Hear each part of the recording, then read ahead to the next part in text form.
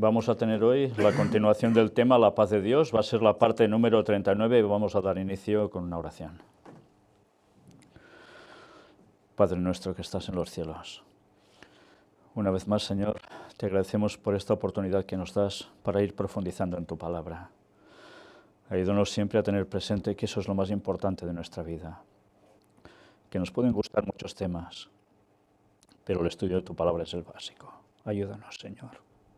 En el nombre de Jesús te lo pedimos. Amén.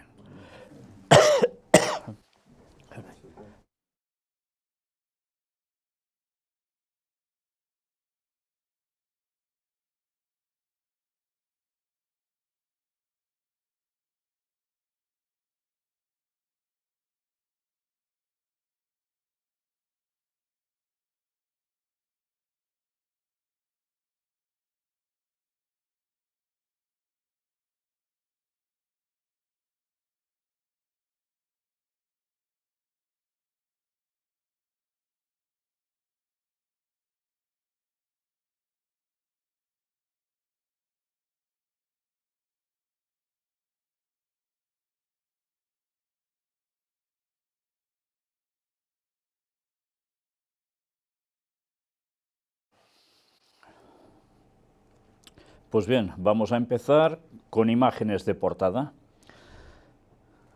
En la fotografía que veis ahora doble, ya veis por un lado un pastel y un matrimonio que parecen muy bien avenido, ¿no? Y al otro lado, sí, una pareja, pero imaginaos que aquí no es una pareja, pueden ser dos hombres, dos mujeres, puede ser cualquiera, ¿eh? ¿Qué sería?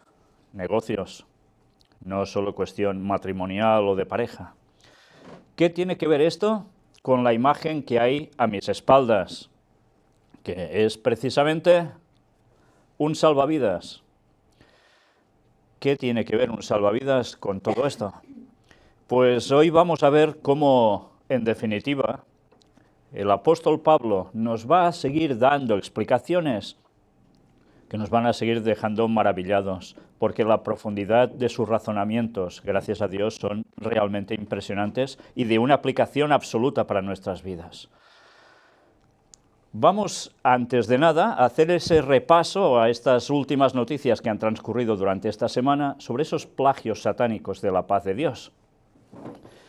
Y mirad por dónde esto va mucho más allá de lo que ya tantas veces estamos presentando sobre la paz. ¿Dónde surge ahora también? Pues era de esperar. La transición energética, herramienta de paz. Hasta este punto estamos llegando. Nos están mentalizando cada vez más que toda la cuestión medioambiental es la que va a llevar también a la paz del mundo. Ese uno entre otros factores. Con lo cual ya vemos por dónde van los tiros, ¿eh? Todo esto del medio ambiente no pasa porque sí, pacificación, ¿eh? La segunda guerrilla de Colombia y el gobierno anuncian diálogos de paz.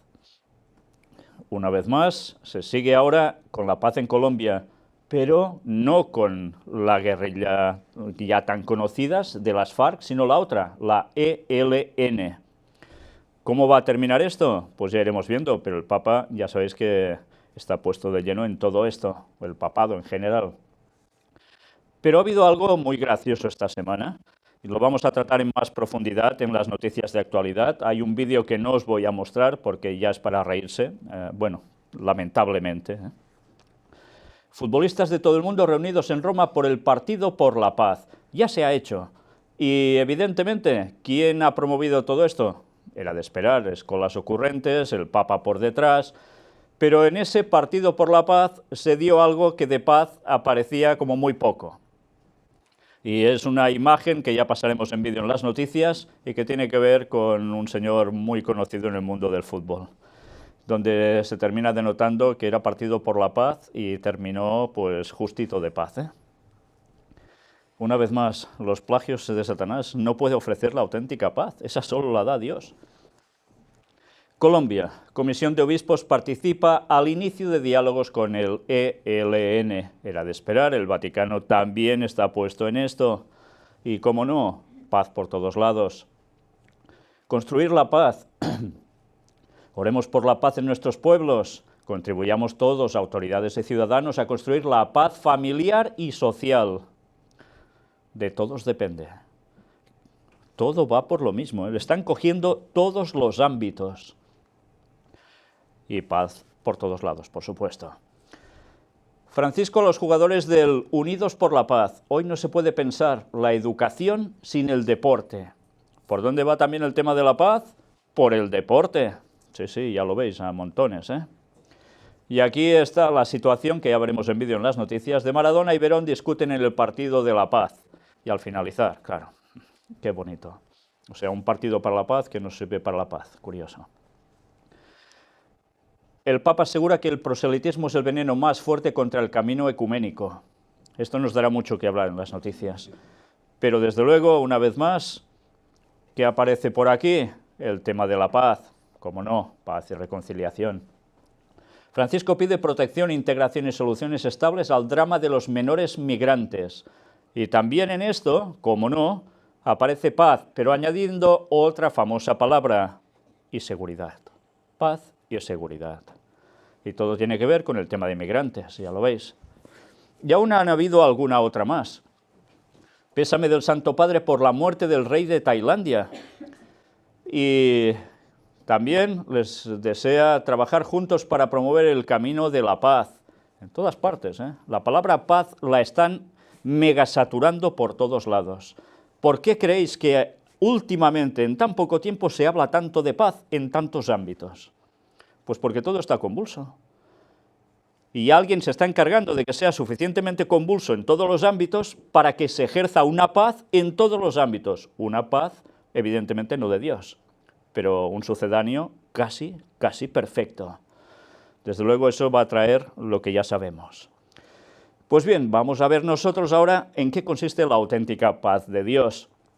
Y vamos una vez más a emprender con detalles que aparecen en los textos que no tienen desperdicio. Si tenéis Biblia, ya lo sabéis, cogedla y abridla en 2 de Corintios, capítulo 5. Vamos a leer a partir del versículo 14. Y seguiremos después con el capítulo 6, un poco más. 2 de Corintios 5, 14. A partir de aquí nos dice: porque el amor de Cristo nos constriñe, pensando esto, que si uno murió por todos, luego todos murieron. Y leemos esto y, vale, pasamos al siguiente versículo.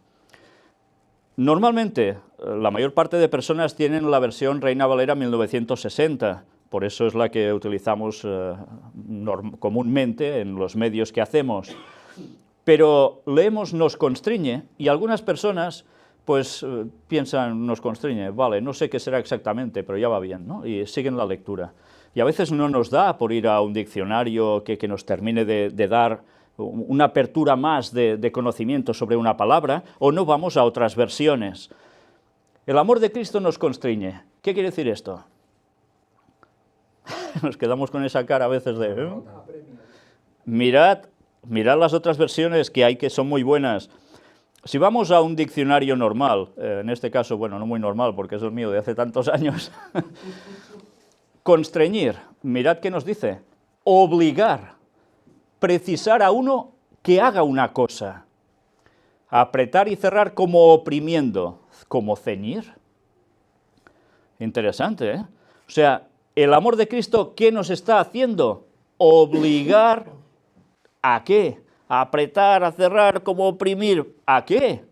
Pues una vez más, pensando esto, que si uno murió por todos, luego todos murieron. A esto nos lleva. Ese constreñimiento es pensar, ¿en quién? En Cristo. Cristo, que es el que en definitiva muere por todos nosotros. Pero además, dice, si uno murió por todos, luego todos murieron.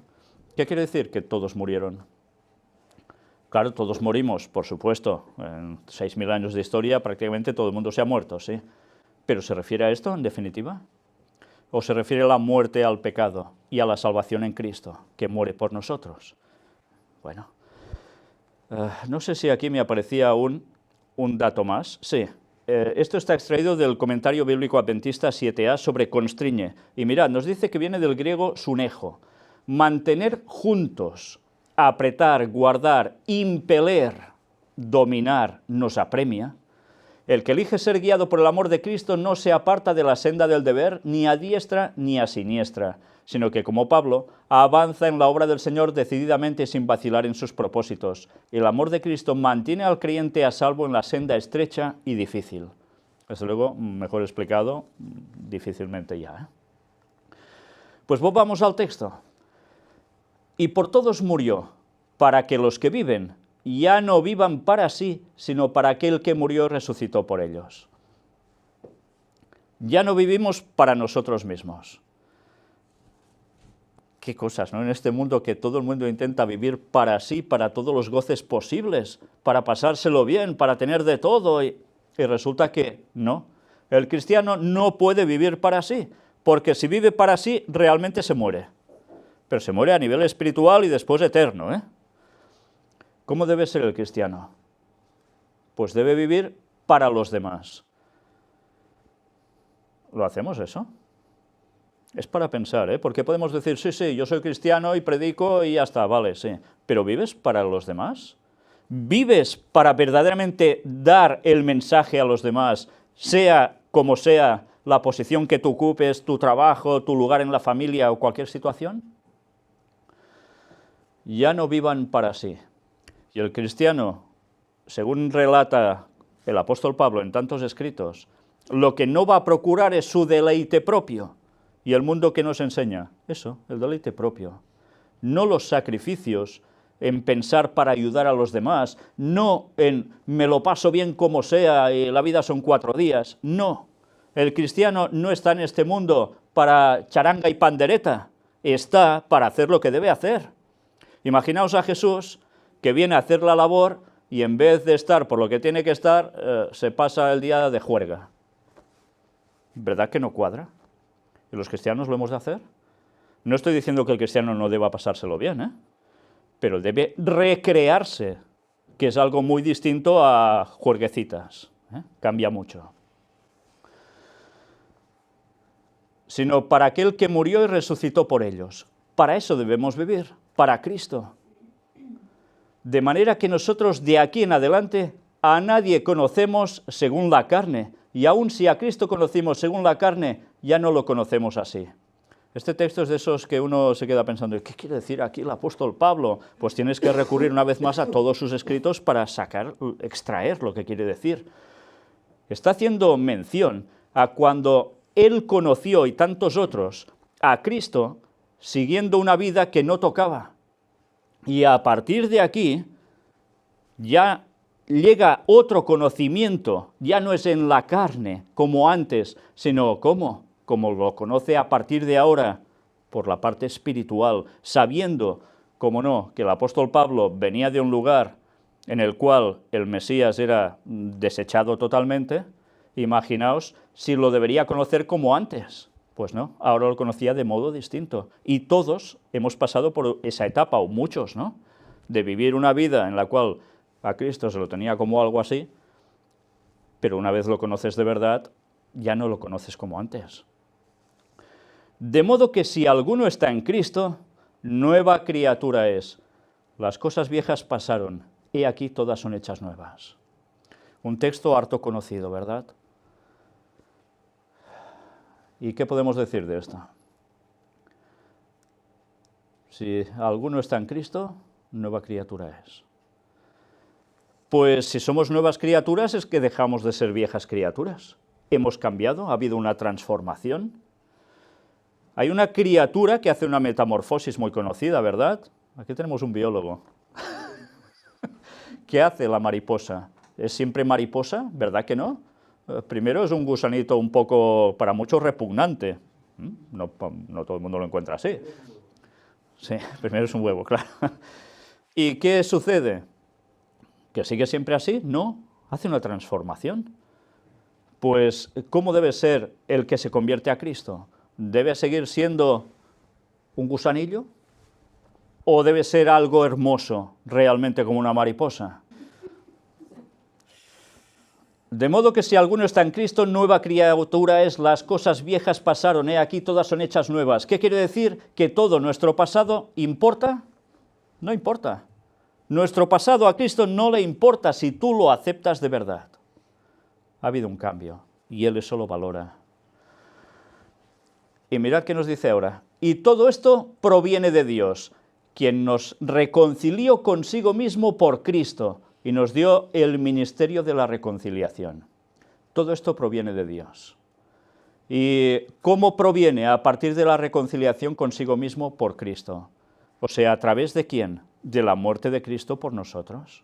Es cuando quedamos reconciliados con el cielo, si no quedamos desconectados. Él es el puente, desde luego, eso está más que claro. Pero dice, y nos dio el ministerio de la reconciliación. ¿Qué quiere decir esto? Pues que el cristiano debe seguir con ese ministerio de reconciliación entre los pecadores y Cristo, e intentar conectar otra vez a la gente con Dios. Para algunos sería su primera vez, para otros quizás no. Pero ¿qué hay que hacer? Trabajar por ese ministerio de reconciliación. ¿Y eso cómo se consigue? Predicando, no hay otra. Predicando es cuando la gente oye y a partir de aquí puede decidir buscar, aceptar o no.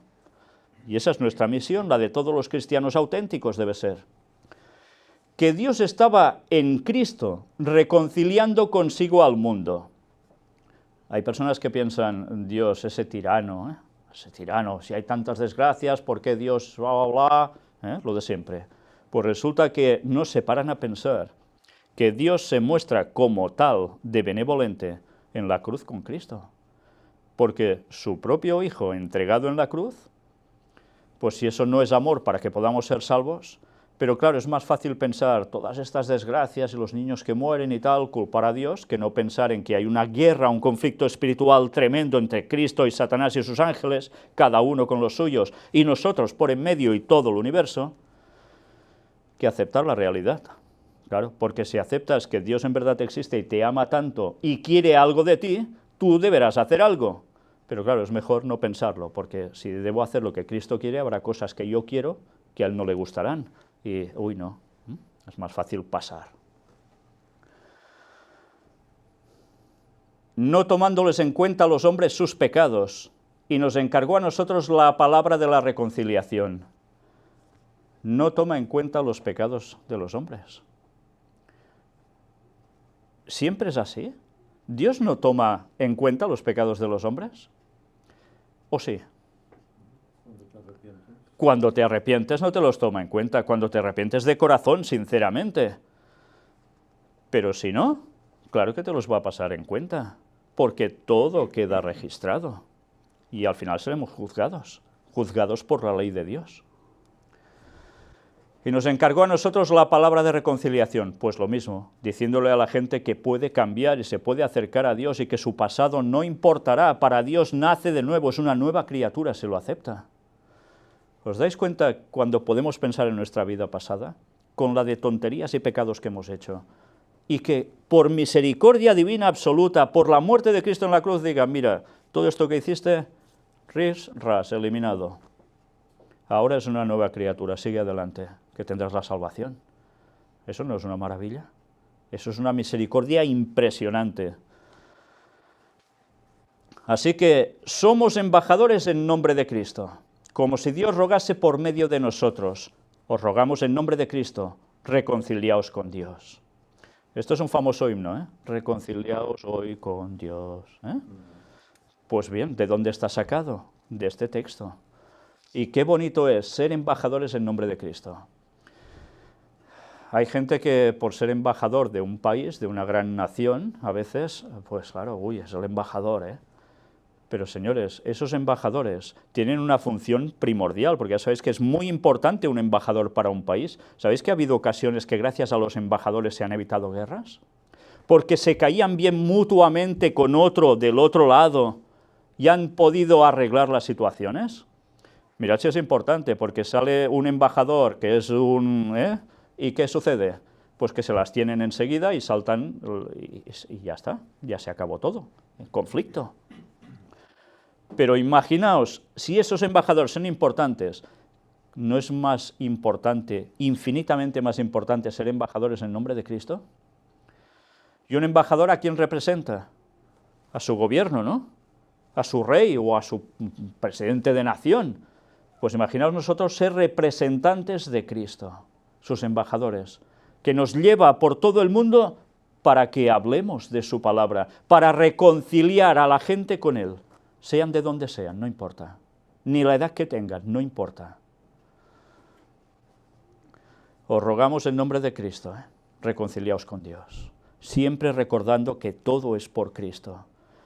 Por eso es tan interesante que cualquier doctrina que diga que Cristo, Jesús, no es Dios, hay un grave problema, porque eso no procede del Señor. Si suprimimos el papel de Cristo en la cruz, siendo nuestro propio Creador, viniendo a morir por nosotros, y que después de esto nos va a poder dar la vida eterna, pasando por el juicio en el cielo, etcétera, etcétera, estamos haciendo a Cristo como cualquier otro, sea considerado como sea, un místico, un gran maestro ascendido, un profeta, un filósofo. Nada es lo que dice la palabra de Dios sobre Cristo. Él mismo dijo, yo soy. Estaba diciendo que era Dios. ¿Por qué aceptó adoración? ¿Podemos aceptar nosotros adoración? No, Jesús aceptó que ser adorado. ¿Por qué? Porque era Dios. Pues por tanto, una vez más, os rogamos en nombre de Cristo, y eso no lo puede hacer ninguna otra religión que no sea cristianismo. Evidentemente el cristianismo auténtico. Al que no conoció pecado, por nosotros lo hizo pecado. ¿De quién hace referencia aquí? Todos hemos conocido pecado, ¿no? Por tanto, se refiere a Cristo. Él no conoció pecado, no pecó, para que nosotros fuésemos hechos justicia de Dios en Él. Si Jesús no pecó, lo hace pecado por nosotros. ¿Y cómo es que lo hace pecado por nosotros? Pues porque transfiere todos los pecados de la humanidad sobre Él en la cruz. Así recibe Él los pecados de todos nosotros y así se convierte Cristo en pecado sin haber pecado. Y eso es lo que le da la muerte, recordemos, no es otra cosa. Pero todo para que podamos ser salvos, hechos justicia de Dios en Él. La justicia que nosotros merecíamos, que es la muerte eterna, no hace falta que pasemos por ella, porque Cristo pasó por eso por nosotros. Cristo no solo muere en la cruz como una persona más, sino que pasa por esa muerte eterna que toda la gente va a sentir por la perdición. ¿Os imagináis lo que debería sentir Cristo? ¡Qué agonía! Si queréis más ampliación de todo esto, el deseado de todas las gentes de Ellen White lo describe y muy bien. Pero mirad, va continuando en 2 Corintios 6, versículos 1 y 2, que nos dice: así pues nosotros, como colaboradores suyos, os exhortamos también a que no recibáis en vano la gracia de Dios. ¿Porque se puede recibir en vano la gracia de Dios? Claro que sí. Él estaba escribiendo a los corintios y ya vimos en 1 Corintios que ¿qué vida llevaban?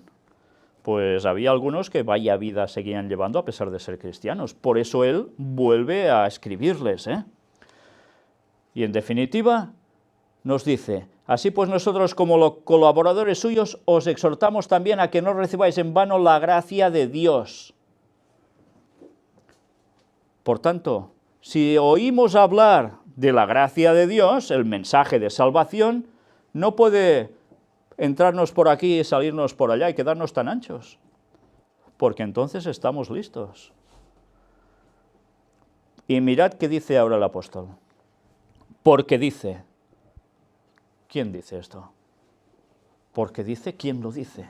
Está haciendo referencia a un texto del Antiguo Testamento. Mirad cómo Pablo no se está inventando nada.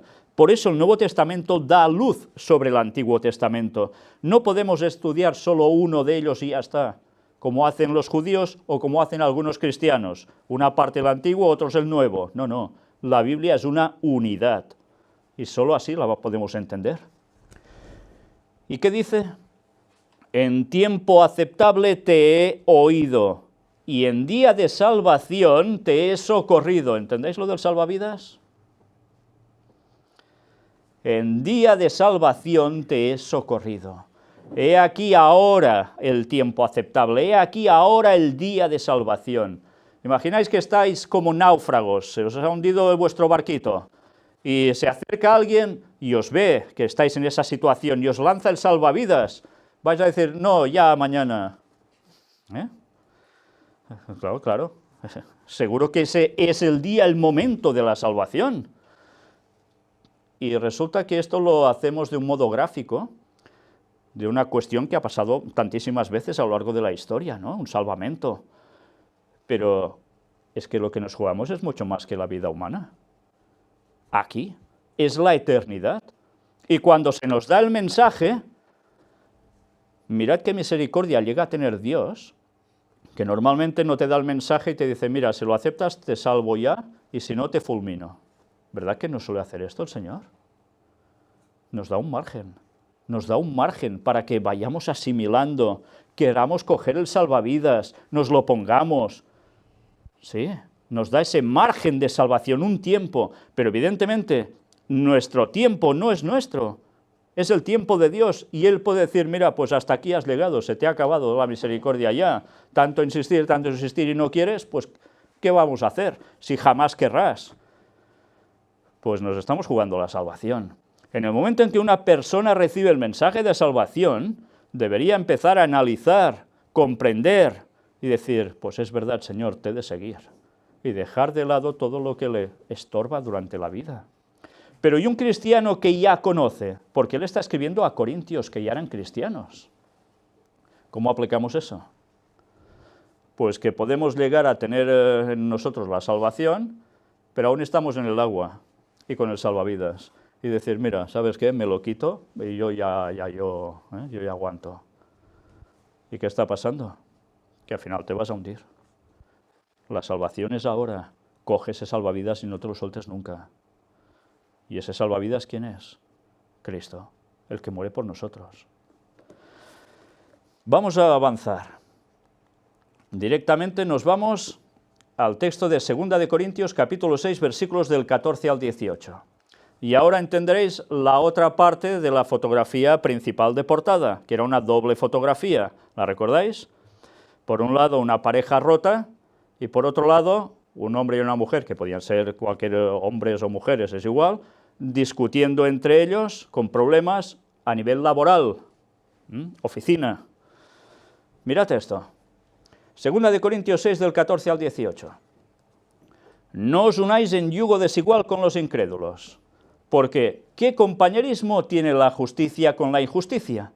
¿Y qué comunión la luz con las tinieblas?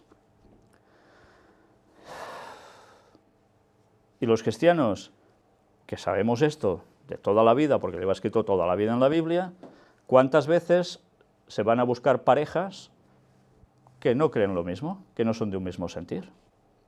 ¿Y qué sucede después? Pues problemas. Y problemas graves muchas veces. Y que pueden llevar hasta depresiones, y que pueden llevar incluso a suicidios en más de una ocasión. Es lógico que un creyente que sabe toda la verdad y la vive, vaya a buscar una persona que cree en otra cosa. Hay un texto que nos dice, ¿andarán dos juntos si no estuvieran de acuerdo? Pues ¿qué termina sucediendo con muchos matrimonios? ¿Qué sucede con muchos noviazgos? ¿Qué sucede, cuidado, ahora iremos más allá, con mucha gente que tiene socios en empresas, que sabiendo la verdad se añaden con los que no toca, los que no quieren saber? Cuidado, no estoy diciendo, y eso el apóstol Pablo también lo aclara en otros lugares, que quien esté unido ya por pareja o quien esté en trabajo en esta situación deba romper drásticamente, sino cuidado, todo lo contrario, debe intentar ganar al otro para Cristo. Pero antes de que eso suceda, si se ha conocido el mensaje, pues no la líes porque vas a tener problemas. Pero ¿cómo somos los humanos, Ya sabemos que vendrá un problema, pero es igual, nos lo queremos olvidar y no, será distinto. ¿Cuántas personas no han pasado por ese proceso como cristianos? Muchos. ¿Y cuántas personas siguen así después de una tras otra?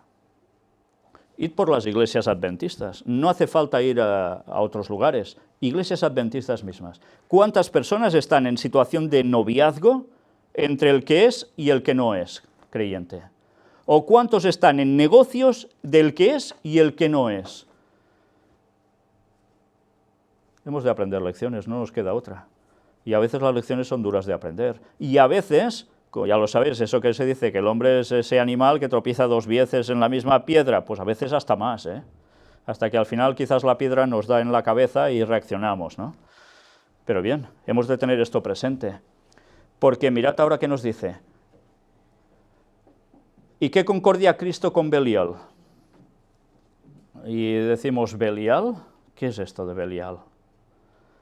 Vemos que es un nombre propio, está en mayúscula, ya podemos pensar, será una contraposición de Cristo, ¿no? En la Biblia aparece Belial en varios textos. Belial, mirad el significado, inservible, despreciable, y se aplica a Satanás. Es inservible y es despreciable. Y se aplica a Satanás, Belial. Por tanto, ¿o qué parte el creyente con el incrédulo? ¿Cómo puedes estar ahí en lo mismo si sois de distinto sentir? Qué difícil, ¿eh? Por eso el cristiano que ya tiene una relación de pareja o que tiene un lugar de trabajo así, pues tendrá que aguantar e intentar llevar a los otros al Cristo. Pero si no has llegado a eso, no te pongas, avisados estamos. ¿Y qué acuerdo hay entre el templo de Dios y los ídolos? Mirad cómo aún cada vez lo está apretando más. Y ahora podemos pensar, sí, esto hemos visto, puede ser pareja, puede ser trabajo, pero ¿y esto otro? ¿Entre el templo de Dios y los ídolos? ¿Tendrá también una repercusión a nivel espiritual?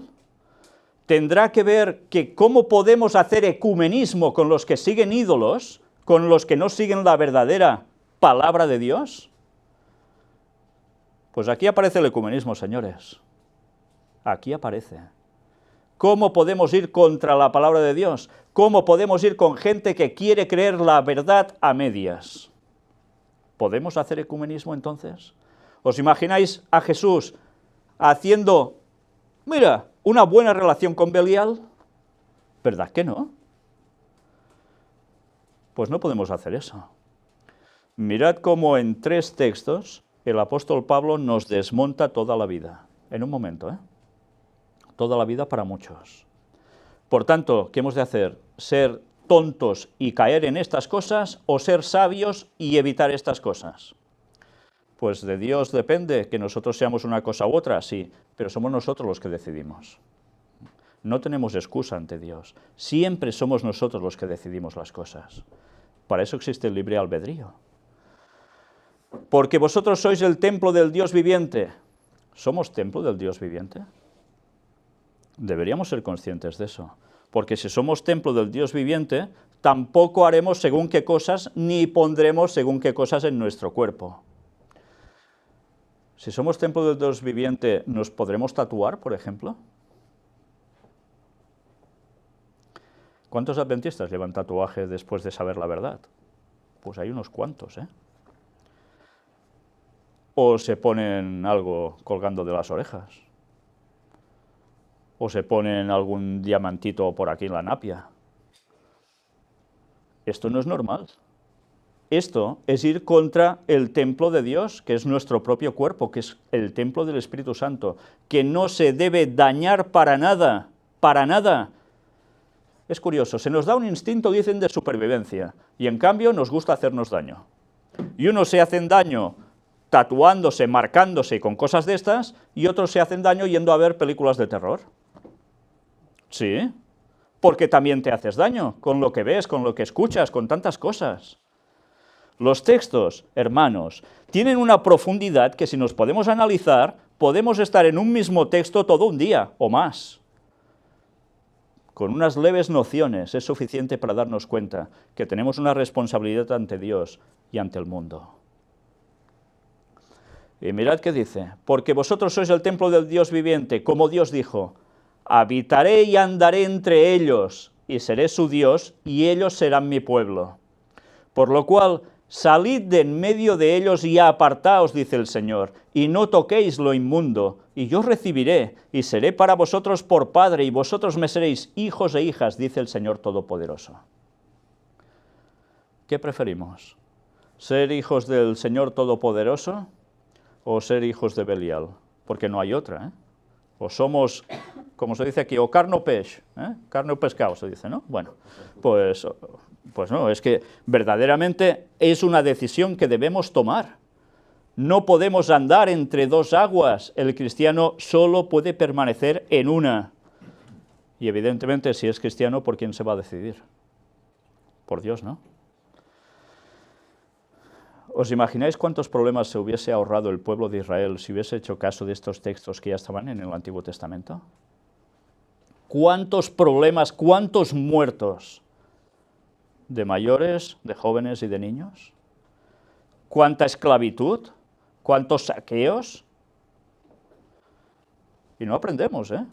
Leemos eso del Antiguo Testamento y pensamos, mira, es que eran duros de cerviz. Ya, y nosotros se ve que somos súper listos, ¿eh? Y seguimos haciendo las mismas bobadas. Bueno, pues nos lo hemos de pensar, ¿eh? El Señor nos da un mensaje en su palabra, abracémoslo. Y eso todos nos lo podemos aplicar. ¿Alguien puede decir que no se puede aplicar nada de esto? Complicado, ¿eh? Vamos a 2 de Corintios capítulo 7, versículos del 1 al 10. Así que, amados, puesto que tenemos tales promesas, limpiémonos de toda contaminación de carne y de espíritu, perfeccionando la santidad en el temor de Dios. Contaminación de carne y de espíritu. ¿A qué se refiere eso? ¿Una contaminación de carne qué es? Pecados, ¿no? Lo que nos gusta hacer en nuestra vida. Pero ¿y de espíritu? ¿Cómo se contamina el espíritu? Pues una vez más, cree en la verdad auténtica, porque si crees en lo que no es verdad auténtica, tu espíritu se va a resentir, porque un error doctrinal te va a llevar a otro y va a ser una consecuencia que finalmente puede ser que te lleve a la perdición. Eso sería una forma de contaminar el espíritu. ¿Se puede ser adventista y pensar en cuestiones de nueva era? ¿Verdad que no? No cuadra para nada. Pero ¿cuántos adventistas están haciendo yoga, por ejemplo? ¿Y cómo no se ha fomentado además desde libros, incluso de literatura adventista, que se lo digan a los portugueses? Pues mirad si es importante. No podemos tener contaminación alguna, ni de carne ni de espíritu. Nos hemos de seguir perfeccionando en la santidad de Dios. No hay otra. Admitidnos. A nadie hemos agraviado, a nadie hemos corrompido, a nadie hemos engañado. Pablo cuando escribe es claro, ¿eh? Desde luego una cosa es que puede parecer confuso a veces según qué lenguaje utiliza, pero cuando da una serie de conceptos lo dice de un modo tajante. Y por cierto, vuelvo atrás, contaminación de espíritu. ¿Y el carácter? ¿No es contaminación de espíritu? ¿Es nuestro carácter como el de Cristo? Pues si no es como el de Cristo, estamos contaminados de espíritu. No hay otra. Es algo a tener presente, ¿eh? Mirad cuántos matices puede haber sobre una misma cuestión, ¿eh? Pero todos son vitales.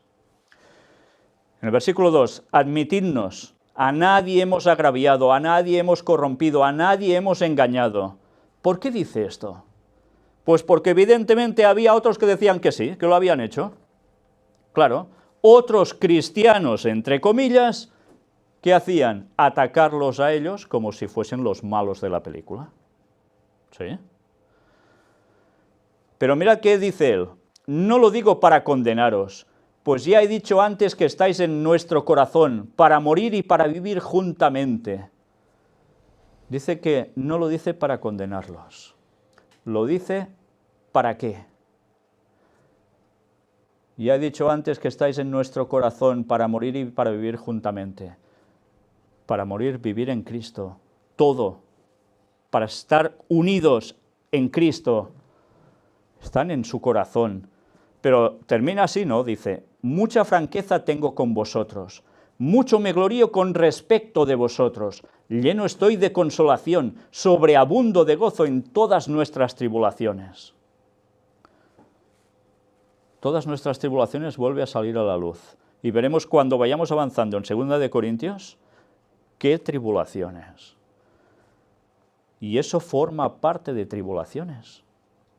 Sí, las tribulaciones no siempre es que venga alguien y te dé un latigazo por creer lo que crees, o que se te hunda un barco donde vas, sino que las tribulaciones pueden venir de los propios hermanos. Y eso sucedía también allí. Y ya lo vimos, ¿eh? Y las medidas que llegó a tomar el apóstol Pablo al respecto, tan claras y tajantes, cuando hizo falta, cortó. Bueno, pues mirad qué más va diciendo. Porque de cierto, cuando vinimos a Macedonia, ningún reposo tuvo nuestro cuerpo, sino que en todo fuimos atribulados, de fuera conflictos, de dentro temores. ¿Qué tipo de temores de dentro?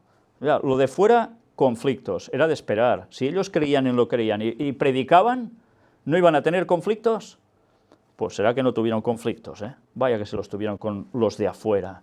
Pero ¿y con los de dentro? Temores. ¿Por qué? ¿Qué les había pasado? ¿Qué está reflejando el texto? Traiciones. Sí. Aún hay más. ¿Qué temores más pueden haber en un cristiano? Temores de uno mismo, ¿eh? De uno mismo. Temores de no estar haciendo lo correcto, de fallar. Eso también forma parte de temores interiores. Pero Dios, que consuela a los humildes, nos consoló con la venida de Tito. Mira qué cosas. Resulta que, una vez más, Dios consuela a los humildes. Y mirad, podéis pensar, a ver, ¿cómo los iba a consolar a esta gente que ha pasado por todo esto? ¿Les va a dar una gran riqueza? ¡Hala, y ya está! No. Resulta que los consuela con la venida de Tito, de un joven que está por el Evangelio. Y con eso quedan consolados. ¿Y por qué? Mirad. Y no solo con su venida, sino también con la consolación con que él había sido consolado en cuanto a vosotros. O sea que hay toda una historia detrás, de conexión entre unos y otros, haciéndonos saber vuestro gran afecto, vuestro llanto, vuestra solicitud por mí, de manera que me regocijé aún más. Sabía que había gente en Corinto que se preocupaba por ellos. Había habido de todo en esa iglesia, en esa feligresía, pero había hermanos que eran hermanos de verdad, de todo corazón, y se preocupaban por ellos, porque sabían que no lo pasaban bien, porque estaban en primera línea dando el Evangelio y recibiendo de todo por todos lados. Y mirad, el consuelo lo reciben a través de alguien que les sigue allí con ellos, se acerca y les da el mensaje. Mira, los hermanos de Corinto, a mí también estuvieron conmigo, me apoyaron, decía Tito, y se acuerdan de vosotros, oran por vosotros, se preocupan por vosotros. Evidentemente no todos, porque ya veremos cómo Pablo va escribiendo y tuvo que hacer la limpieza, ¿eh? Pero había hermanos de verdad. Y sigue diciéndonos, porque aunque os contristé con la carta, no me pesa, aunque entonces lo lamenté, porque veo que aquella carta, aunque fue por algún tiempo, os contristó. ¿Aquí a qué hace referencia Pablo? A 1 de Corintios. Les escribió una carta, que vaya carta dura, ¿eh? Y a él le gustó hacer eso. Se lo pasó pipa, genial, haciendo eso. Lo pasó fatal. Bueno, lo dice claramente, muy claramente. Aunque entonces lo lamenté. ¿Le gustaba a él dar reprimendas? ¿Decir las cosas claras? No. Ahora me traslado con los años. Ellen White. ¿Sabéis qué decía que era la parte más difícil de lo que ella hacía?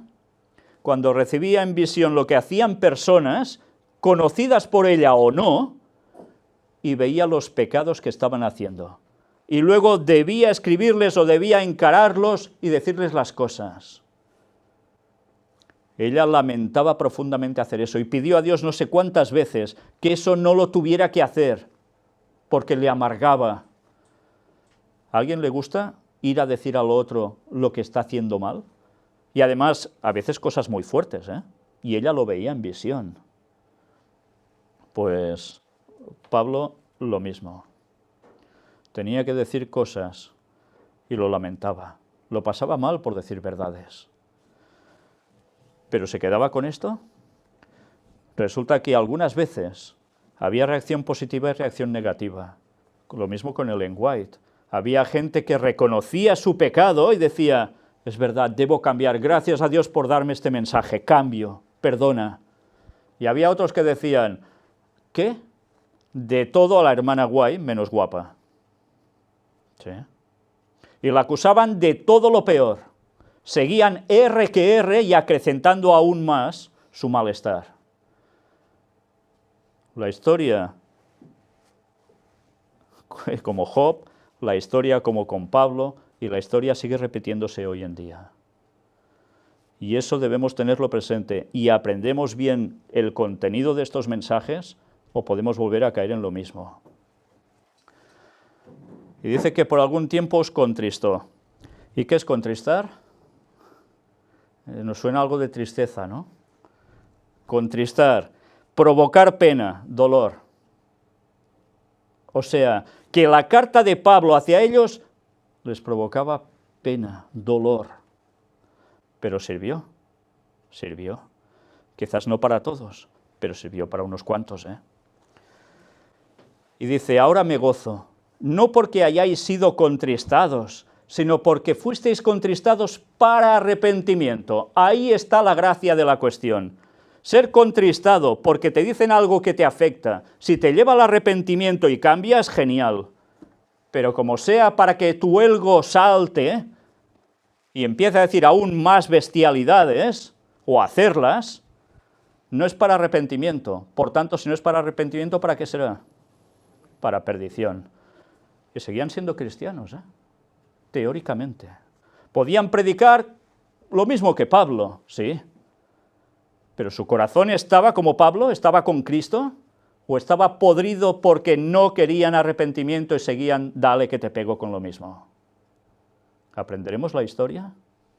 Nunca olvidemos la historia pasada, nunca, porque las escenas siempre se repiten a lo largo de la historia, y si no aprendemos del pasado, seguiremos cayendo en lo mismo en el presente y en lo que queda de futuro.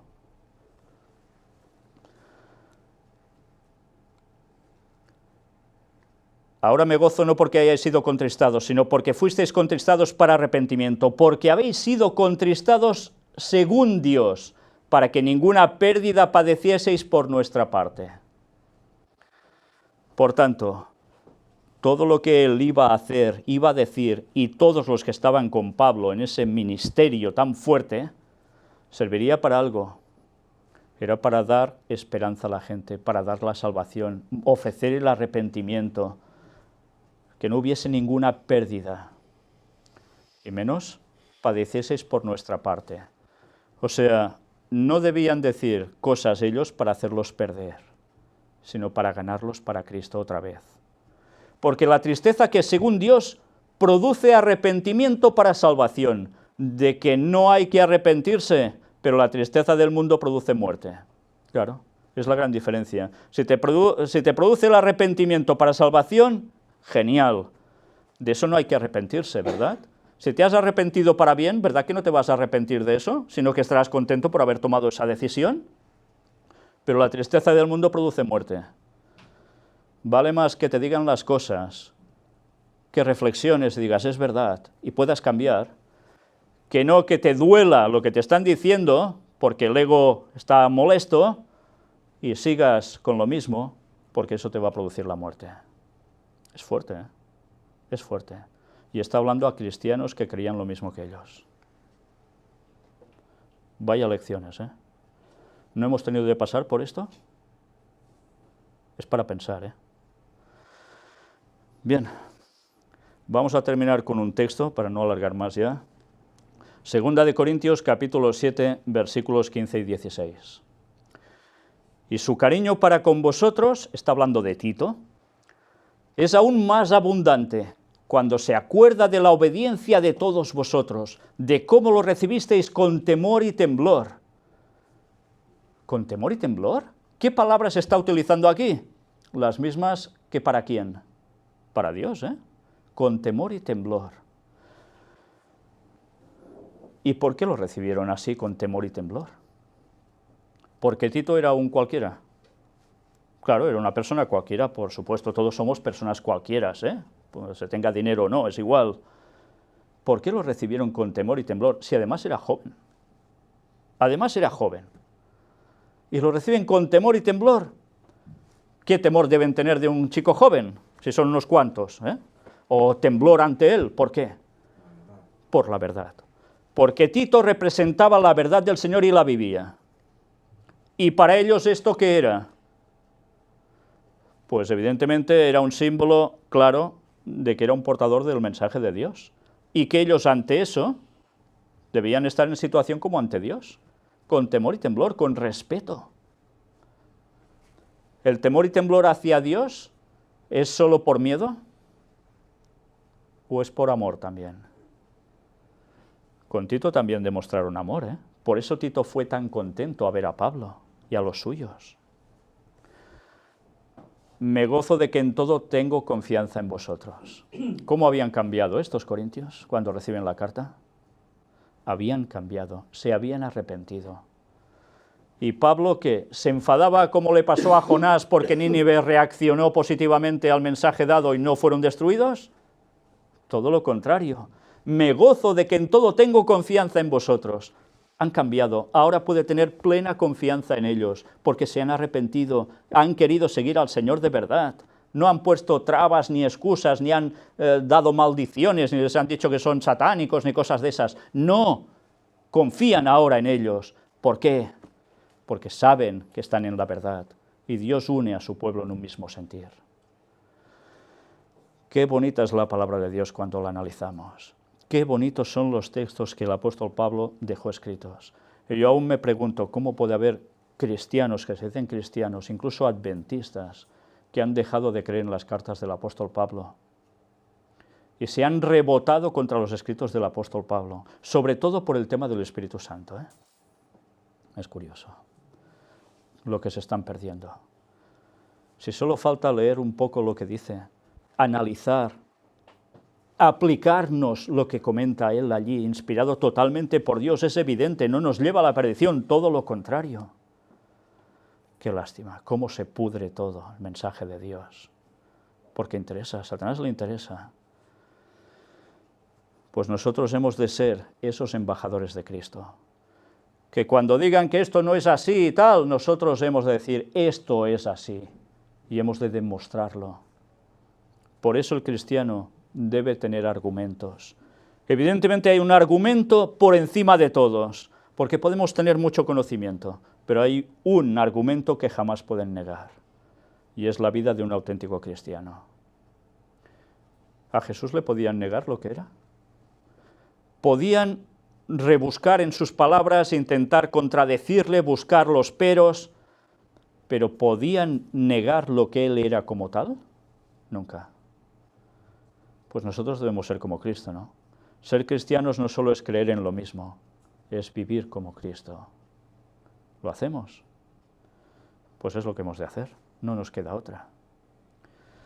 Pues que el Señor nos ayude a tener esto, confianza entre nosotros, porque somos un pueblo y uno es el Señor, y ese mismo Espíritu nos une. Y qué bonito es cuando los hermanos están en confianza unos con otros. ¿No es lo más bonito que hay? Pues que Dios nos ayude a ello siempre y en todas partes. Y que si no, sepamos poner los puntos sobre las íes con el mensaje de Dios. Que Dios os bendiga. Vamos a terminar con una oración.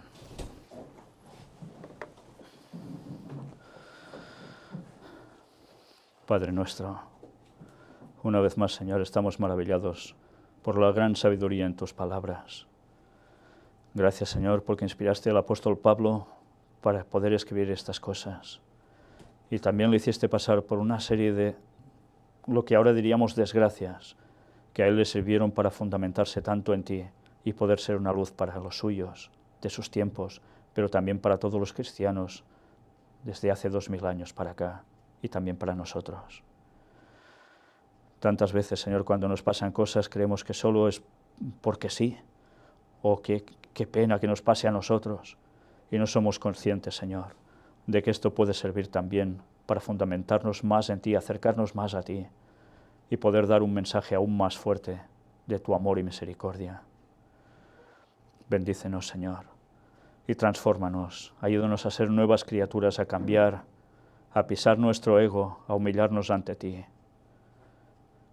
Ayúdanos a ser como tú eres, Señor. Perdona nuestros pecados y ayúdanos a prepararnos para el retorno de Cristo. Y que si no vivimos hasta ese momento, que ya cambiemos ahora todo lo que hagamos mal, todo lo que digamos mal, todo lo que pensamos mal, para que vean en nosotros tu imagen, Señor. Perdona todos nuestros pecados. Y gracias por ese sacrificio de Cristo que hace posible que volvamos a tener esta conexión contigo. En el nombre de Jesús te lo pedimos todo. Amén.